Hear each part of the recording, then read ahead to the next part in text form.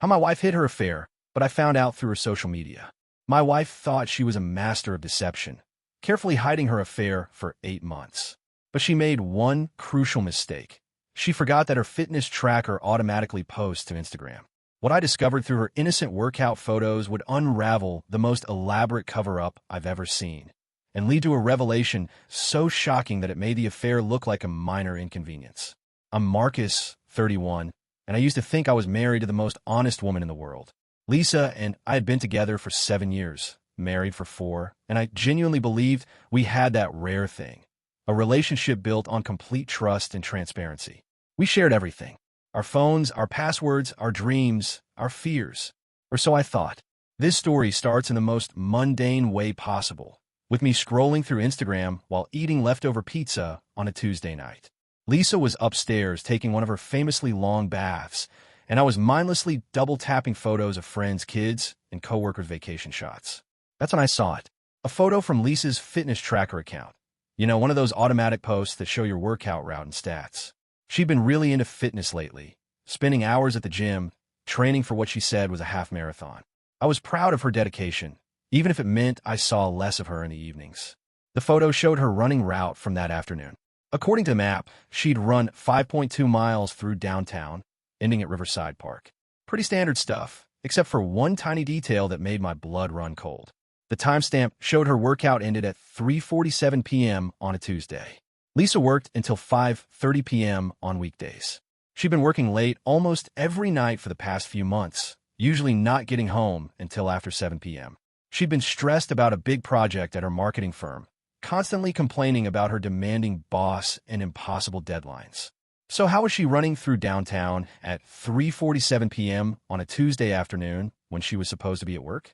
I stare at that fitness post for a solid 5 minutes, trying to come up with a logical explanation. Maybe she'd taken a long lunch? Maybe she'd left work early for a doctor's appointment and decided to go for a run instead? Maybe the timestamp was wrong? But deep down, I knew something wasn't right.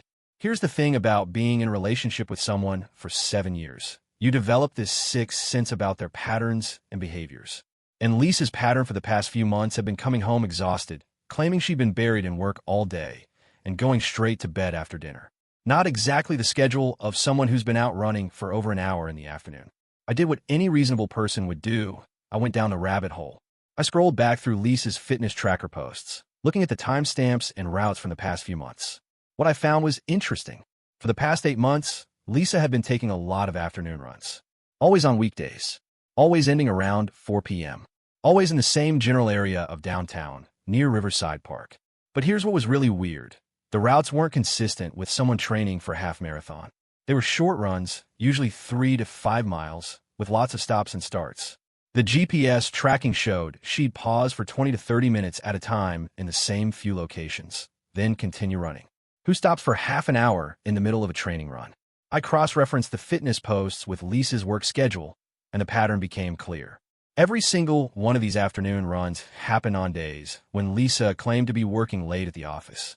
My hands were shaking as I screenshot every single fitness post from the past 8 months. The evidence was right there, automatically generated by a device she'd forgotten was connected to her social media accounts. But the fitness tracker posts were just the beginning. Once I started looking at Lisa's Instagram with suspicious eyes, I began noticing other things.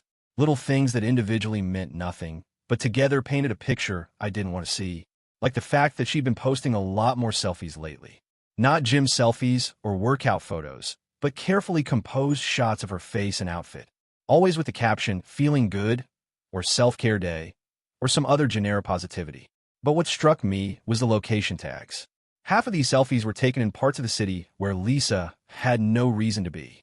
Coffee shops I'd never heard of, restaurants we'd never been to together, parks that weren't on her usual routes to work or the gym.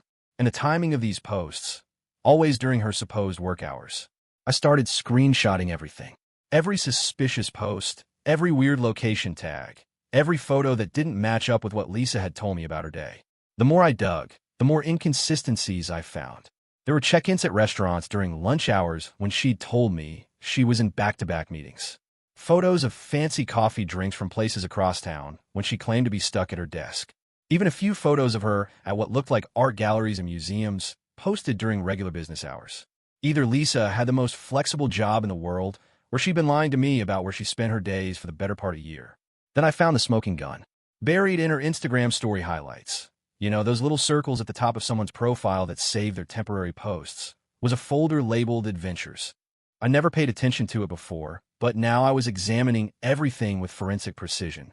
The Adventures highlight was full of photos and videos from the past several months. Scenic views, interesting architecture, cute animals, food photos, the kind of content people post when they're out exploring and having fun. But these weren't tagged or geolocated, so I couldn't tell where they were taken. They were just adventures. Anonymous adventures during hours when Lisa was supposedly chained to her desk at work.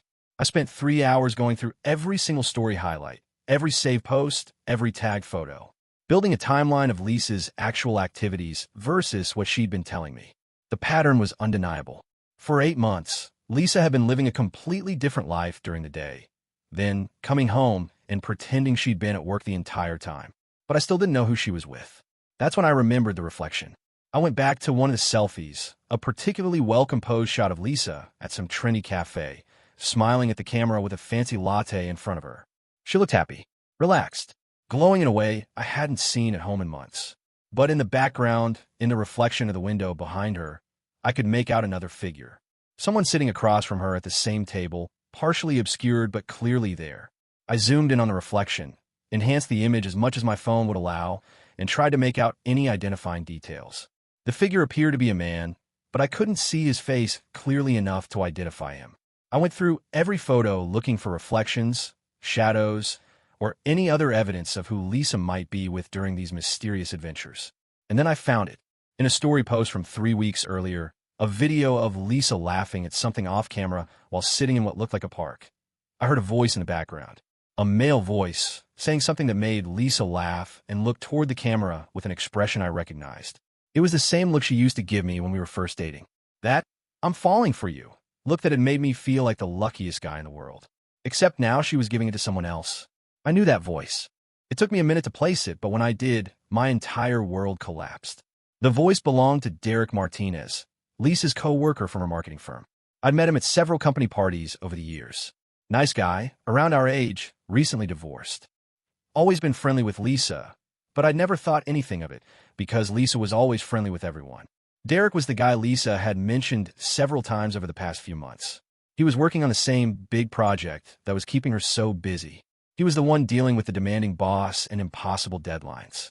He was her partner on the account that required so many late nights and weekend work sessions. Except they weren't working late. They were having afternoon adventures around the city, taking romantic walks through parks, trying new restaurants, and building a relationship that had been going on for 8 months while I sat at home like an idiot, proud of my wife's work ethic. The realization hit me like a physical blow. I actually doubled over on the couch, clutching my stomach, trying to process what I discovered. My wife was having an affair with her coworker, and she'd been documenting the entire thing on social media without realizing it. But here's where the story gets really interesting. I could have confronted Lisa immediately.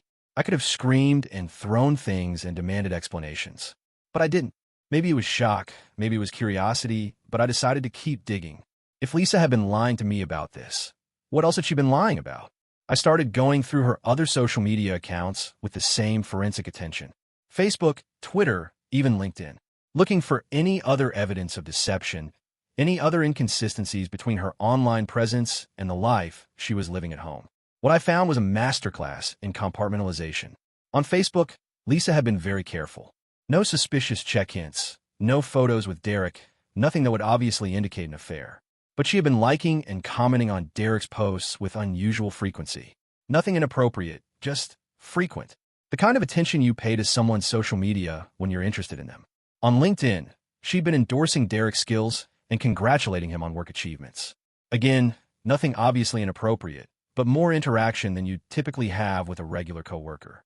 But it was on Twitter where I found the most damning evidence. Lisa had been subtweeting about her affair for months. For those who don't know, subtweeting is when you post vague messages that are obviously about someone or something specific, but without naming names. It's passive-aggressive social media behavior at its finest.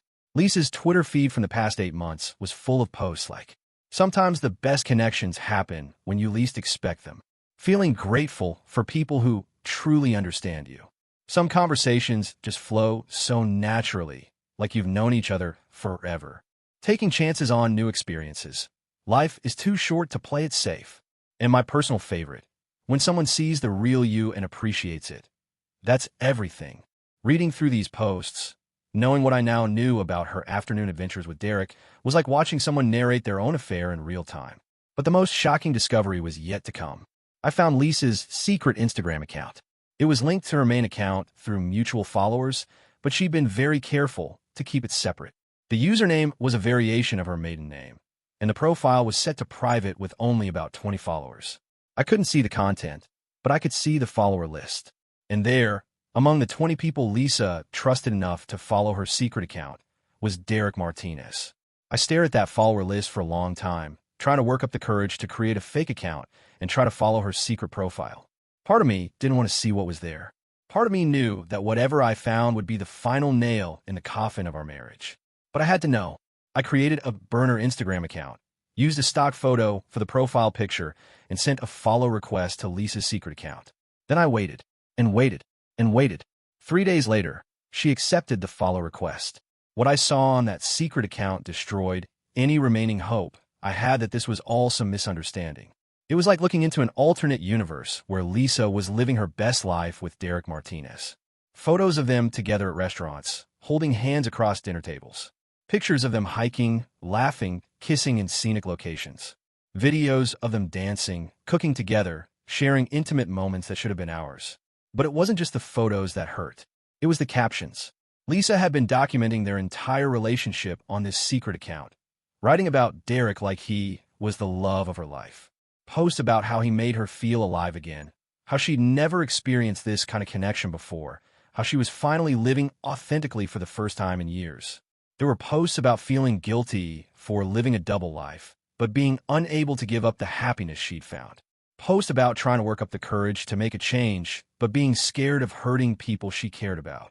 And then, the post that made me want to throw my phone against the wall. Sometimes you don't realize how unhappy you've been until someone shows you what happiness actually feels like. I know this situation is complicated, but I've never felt more like myself than I do with Dee. Whatever happens next, I'm grateful for this reminder that I deserve to be truly happy. She was planning to leave me. The secret Instagram account made that crystal clear. This wasn't just an affair or a midlife crisis. Lisa had fallen in love with Derek and was working up the courage to end our marriage. But she was planning to do it on her timeline, in her own way, after she'd figured out how to minimize the damage to her reputation and financial situation. I was sitting in my living room, scrolling through my wife's secret documentation of her affair, realizing that I was essentially watching her plan the end of our marriage in real time. The most recent post from just 2 days earlier was a photo of Lisa and Derek watching a sunset together. The caption read, "Big decisions coming soon. Scared but excited for what's next. Life is too short not to follow your heart." I screenshot everything. Every photo, every caption, every comment from Derek and her other followers cheering on her secret relationship. Then I sat in my empty house. Lisa was at another work dinner and tried to figure out what to do with this information. I had 3 options. Option 1. Confront Lisa immediately with all the evidence I'd gathered. Demand explanations. Fight for our marriage. Try to work things out through couples therapy or whatever. Option 2. Beat her to the punch. File for divorce before she had a chance to leave me on her terms, using the evidence of her affair to protect myself financially and legally. Option 3. Something else entirely. Something that would give me the upper hand in a way Lisa would never see coming. I chose option 3. Instead of confronting Lisa, I decided to infiltrate her secret world. I knew Derek's social media accounts, I knew their favorite spots around the city, and thanks to Lisa's fitness tracker, I knew their schedule. I could track their afternoon adventures in real time. So I started showing up, not to confront them or cause a scene, but just to observe, to gather more evidence, and to understand the full scope of what I was dealing with. The first time I followed them, they went to a little bistro downtown that Lisa had posted about on her secret Instagram. I sat at the bar, ordered a drink, and watched my wife have lunch with her lover from across the room. The intimacy between them was obvious and painful to watch. They held hands across the table, shared food, laughed at each other's jokes with the kind of easy chemistry that Lisa and I had lost somewhere along the way. But what struck me most was how happy Lisa looked. Genuinely, radiantly happy in a way I hadn't seen in years. She was animated, engaged, completely present in a way she never was at home anymore. It was like watching a completely different person. The real Lisa. Maybe the person she was when she wasn't pretending to be my satisfied wife. I followed them 3 more times over the next 2 weeks. Each time, I learned something new about their relationship and their plans. I overheard conversations about Lisa's timeline for leaving me, Derek's concerns about dating a married woman, and their dreams for a future together. I learned that Derek didn't know I was aware of the affair. He was under the impression that Lisa's marriage was already over in all but name, that we were just going through the motions until she figured out how to leave gracefully. I learned that Lisa had been telling Derek I was emotionally unavailable and that our marriage had been dead for years. She'd painted me as a workaholic who was more invested in my career than in our relationship, which was ironic, considering she was the one who'd been sneaking around having an affair for 8 months. But the most important thing I learned was that they were planning to take a weekend trip together. Their first overnight trip, which Lisa was going to disguise as a work conference. That's when I decided to make my move. I let Lisa plan her fake work conference. She spent weeks talking about this important industry event she needed to attend, how it was crucial for her career development, how sorry she was that it would mean missing our anniversary dinner, but this was just too important to pass up. I played the supportive husband perfectly. I told her I understood, that her career was important, that we could celebrate our anniversary the following weekend instead. I even helped her pack. The night before she left, Lisa was nervous and excited in a way I hadn't seen since our early dating days. She kept checking and rechecking her suitcase, trying on different outfits, talking about how much this conference meant to her career. It was Oscar-worthy acting, really. If I hadn't known she was actually going on a romantic getaway with Derek, I would have been completely convinced. She left on Friday morning with a kiss goodbye and a promise to call me that evening from her hotel. As soon as her car was out of the driveway, I put my plan into action. I'd hired a private investigator, the same one I'd been working with to document the affair. His job was to follow Lisa and Derek to their romantic weekend destination and get photographic evidence of everything they did. Meanwhile, I had my own mission. I was going to Lisa's parents' house for dinner. Lisa's parents, John and Margaret, had always liked me. We had a good relationship, and they'd been looking forward to celebrating our anniversary with us the following week. They had no idea their daughter was currently driving to a romantic weekend getaway with her lover. I brought wine, flowers for Margaret, and a carefully edited collection of screenshots from Lisa's social media accounts. Telling your in-laws that their daughter is having an affair is not a conversation I'd recommend to anyone. But it was necessary. Lisa's parents deserved to know what was happening, and I needed allies for what was coming next. I showed them the fitness tracker evidence, the Instagram posts, the timeline of lies. I explained how Lisa had been living a double life, how she'd been planning to leave me for months, how she was currently on a romantic weekend with her coworker while pretending to be at a work conference. John and Margaret were devastated. They'd had no idea anything was wrong in our marriage. Lisa had been telling them everything was fine, that we were happy, that she was just busy with work. The betrayal wasn't just mine to bear. Lisa had been lying to everyone who loved her. But here's what I didn't expect. John and Margaret were angry. Not at me for bringing them this information, but at Lisa for throwing away a good marriage and a loving family for what they saw as a selfish impulse. Margaret started crying, talking about how she'd raised Lisa to be better than this, how disappointed she was in her daughter's choices. John was quiet for a long time, then asked what I needed from them. What I needed was their help with the most important part of my plan. Lisa's romantic weekend was going to end with more than just a breakup. It was going to end with consequences she'd never seen coming. I asked John and Margaret to come to our house on Sunday evening, when Lisa was supposed to return from her conference. I wanted them there when I confronted her with the evidence of her affair. But more importantly, I wanted them there when I told her I was filing for divorce. Lisa could handle disappointing me. She'd been doing it for 8 months. But disappointing her parents, seeing the hurt and shame in their eyes, knowing that her entire family was aware of her betrayal, that would hit her in a way she wasn't prepared for. John and Margaret agreed to be there. Sunday evening arrived, and everything went according to plan. The private investigator had done his job perfectly. He'd followed Lisa and Derek to a romantic bed and breakfast 3 hours away, documented their entire weekend together, and provided me with photos that left no doubt about the nature of their relationship. Lisa returned home around 6 p.m., glowing from her weekend away and full of stories about the amazing conference she'd attended. She talked about the sessions she'd gone to, the networking opportunities, the insights she'd gained for her career. It was a masterful performance, complete with fake business cards from people she'd supposedly met and brochures from sessions she'd supposedly attended. If I hadn't known better, I would have been impressed by her dedication to continuing education. At 7 p.m., John and Margaret arrived for what Lisa thought was just a casual Sunday dinner.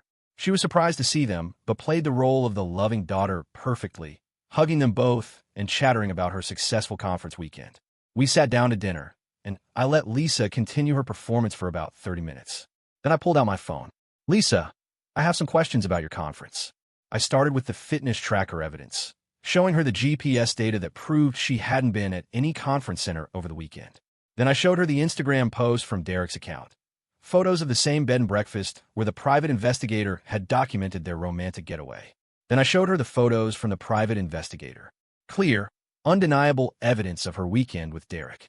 And finally, I pulled up her secret Instagram account on my phone and handed it to her parents. The silence in that room was deafening. Lisa's face went through about 6 different emotions in the span of 10 seconds. Shock, fear, anger, embarrassment, defiance, and finally, resignation. She looked at her parents, who were scrolling through her secret documentation of the affair, and I watched her realize that her entire world was about to collapse. But Lisa's reaction wasn't what I expected. Instead of breaking down or getting defensive or trying to make excuses, she got angry at me for spying on her, for violating her privacy, for manipulating her parents into being there for this confrontation. She accused me of being controlling and obsessive. She said I'd clearly been looking for reasons to distrust her, that I'd gone out of my way to find evidence of wrongdoing because I wanted to end our marriage. She turned to her parents and tried to explain that yes, she'd been having an affair, but it was because our marriage had been dead for years and I'd been emotionally unavailable and she'd just been trying to find some happiness in her life. It was an impressive display of mental gymnastics, really, taking a situation where she was clearly in the wrong and somehow making herself a victim. But John and Margaret weren't buying it. Margaret asked Lisa one simple question that cut through all the bullshit. If your marriage was so dead and Marcus was so terrible, why didn't you just get divorced before starting a relationship with someone else? Lisa didn't have an answer for that, because the truth was our marriage hadn't been dead. It had been routine, maybe a little boring, but not dead. We still loved each other, still made plans together, still talked about our future as a couple. Lisa had been living a double life, not because she was trapped in a loveless marriage, but because she wanted the security and stability of being married while also experiencing the excitement of a new relationship. She wanted to have her cake and eat it too. And when she got caught, she tried to rewrite history to make herself the victim instead of the perpetrator. But her parents saw right through it. John told Lisa he was disappointed in her choices and that she needed to take responsibility for the damage she'd caused. Margaret told Lisa she'd raised her to be better than this and that she was ashamed of how Lisa had handled her problems. Then they left. Just like that. They hugged me goodbye, told Lisa they needed some time to process everything, and walked out of our house, leaving Lisa and me alone to figure out what came next. Lisa tried to salvage the situation. She apologized for the affair, said she'd end things with Derek immediately, begged me to go to couples therapy and try to work things out. But it was too late. Not because of the affair itself, but because of everything that had led up to that moment. The 8 months of lies, the elaborate deception, the complete lack of respect for our marriage and our commitment to each other. And most of all, because of how she'd reacted when she got caught. No genuine remorse, no taking responsibility, just anger at me for discovering her betrayal. I told Lisa I was filing for divorce. The divorce proceedings were swift and decisive. With all the evidence I'd gathered, Lisa had no choice but to accept a settlement that was heavily in my favor. The documented affair, the elaborate deception, the financial resources she'd spent on her secret relationship, it all worked against her in court. Derek, meanwhile, was fired from his job when their affair became public knowledge. Apparently, workplace relationships between co-workers were against company policy, and conducting an affair with a married colleague was grounds for immediate termination. So Lisa lost her marriage, her relationship with her parents, and her partner in crime all at the same time. But here's the twist that nobody saw coming. 6 months after our divorce was finalized, I got a message from Derek. He wanted to meet for coffee. He wanted to explain his side of the story and apologize for his role in destroying my marriage. I almost said no. I'd moved on, started dating again, built a new life for myself. I didn't need Derek's apology or explanation. But curiosity got the better of me, and I agreed to meet him. What Derek told me during that conversation changed my entire understanding of what had happened. Derek hadn't known Lisa was married when they first started their affair. Lisa had told him she was separated, that she was just waiting for the divorce to be finalized before she could be open about their relationship. She'd shown him fake apartment listings, claimed she was looking for her own place, even introduced him to some of her friends as her soon-to-be ex-husband's friend who was helping her through the divorce. Derek had been living under the impression that I knew about their relationship and was okay with it. When he finally realized the truth, that Lisa was still very much married and living with me, he'd try to end the affair. But Lisa had convinced him that our marriage was loveless and that I was just staying for financial reasons. She'd manipulated Derek just as much as she'd manipulated me. The weekend getaway that ended our marriage? That was actually Derek's attempt to force Lisa to choose. He told her he couldn't continue the affair unless she was willing to leave her marriage immediately. The romantic weekend was supposed to be their last time together unless she was prepared to file for divorce. Derek had no idea that Lisa was planning to string him along for months while she figured out how to leave me on her own terms. When everything came crashing down, Derek lost his job, his reputation, and his relationship with Lisa all at once. He'd been just as deceived as I had been, just in a different way. After hearing Derek's story, I realized that Lisa hadn't just been having an affair. She'd been running a complex manipulation scheme that involved lying to everyone in her life about her true intentions and motivations. But here's the most shocking part of this entire story. Remember Lisa's secret Instagram account? The one where she'd been documenting her affair and planning her future with Derek? After our divorce, I kept checking it occasionally. Not because I missed Lisa or wanted her back, but because I was curious about how her story would end. What I discovered was that Lisa had started a new affair. Within 3 months of our divorce being finalized, she was posting photos with a different man. Someone she'd met at her new job, someone who had no idea about her history of deception and manipulation. The captions were eerily similar to the ones she'd written about Derek. Posts about finding true love, about finally being happy, about deserving to be with someone who appreciated her. Lisa hadn't learned anything from the destruction of our marriage. She hadn't taken responsibility for her actions or changed her behavior. She just found a new victim to manipulate, and the cycle was starting all over again. This is where my story takes an unexpected turn. Instead of feeling angry or vindicated, I felt sorry for Lisa's new boyfriend.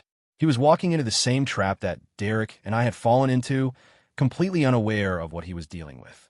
So I did something that surprised even me. I reached out to him, not to be vindictive or to sabotage Lisa's new relationship, but to give him information that might help him make informed decisions about his future. I sent him screenshots of Lisa's secret Instagram account, explained the pattern of behavior I'd observed, and suggested he might want to pay attention to any inconsistencies in Lisa's stories about her past relationships. I didn't tell him what to do with the information. I just gave him the tools to protect himself if he chose to use them. The response I got was not what I expected. Lisa's new boyfriend thanked me for reaching out. He said he'd already started noticing some red flags in their relationship. Inconsistencies in Lisa's stories, secretive behavior with her phone, a pattern of lying about small things that made him question her honesty about bigger things. My information confirmed his suspicions and gave him the courage to confront Lisa about her deceptive behavior. According to him, Lisa's reaction was exactly what I would have predicted. She got angry at him for checking up on her, accused him of being controlling and paranoid, and tried to turn the situation around to make herself the victim. He broke up with her that night. 3 months later, I saw new posts on Lisa's secret Instagram account. She was with someone else again, writing the same captions about true love and happiness and deserving better. The pattern continued, and that's when I realized that Lisa's problem wasn't with me or our marriage specifically. Her problem was with reality itself. Lisa was addicted to the excitement of new relationships, but she couldn't handle the mundane reality of building something lasting with another person. She needed constant validation, constant novelty, constant drama to feel alive. She wasn't capable of the kind of genuine intimacy that sustains a long-term relationship. She could only maintain the performance of intimacy for a limited time before she needed to move on to someone new. Our marriage hadn't failed because we were incompatible or because I was a bad husband. Our marriage had failed because Lisa was fundamentally incapable of being faithful to anyone for any extended period of time.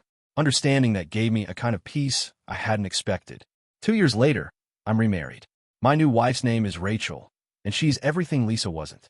honest, straightforward, emotionally available, and completely transparent about her thoughts and feelings. Rachel knows the whole story about Lisa and the affair. She's seen the evidence, heard about the manipulation, and understands why trust is so important to me now. But instead of being threatened by my past, Rachel appreciates that I learned to pay attention to red flags and value honesty above everything else. We don't have secret social media accounts or hidden relationships or elaborate deceptions. We have boring, honest, transparent communication about everything in our lives. And it's the most beautiful thing I've ever experienced. The moral of this story isn't about social media or fitness trackers or the importance of digital privacy. It's about the fact that people will show you who they really are if you pay attention. Lisa showed me who she was through her social media posts, her patterns of behavior, her reaction to being caught, and her inability to take responsibility for her actions. The signs were there all along. I just hadn't been looking for them.